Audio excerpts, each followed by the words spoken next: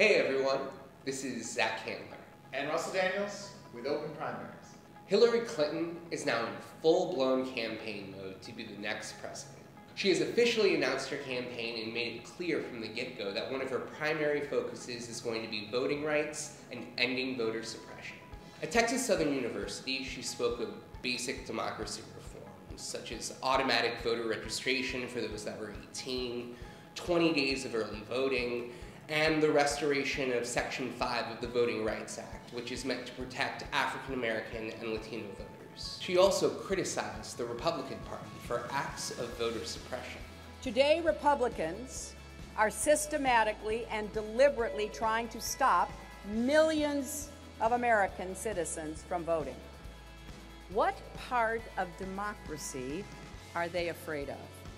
I believe every citizen has the right to vote, and I believe we should do everything we can to make it easier for every citizen to vote.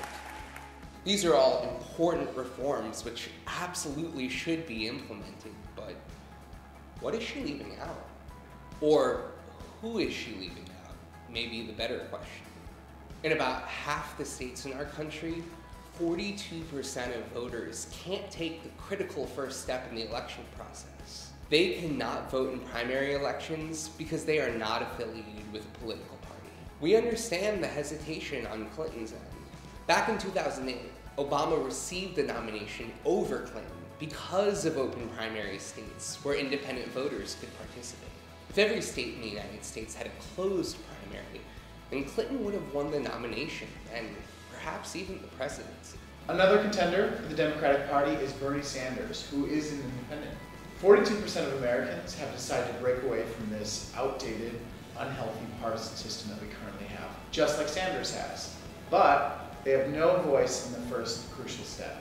If Sanders lived in New York, Florida, Maine, New Jersey, or a great number of other states in the country, he would not be able to vote for himself in the primaries without changing his registration.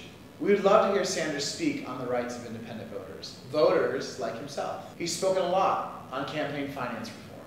We must be focused on campaign finance reform and the need for a constitutional amendment to overturn this disastrous Citizens United decision. Again, that all sounds great.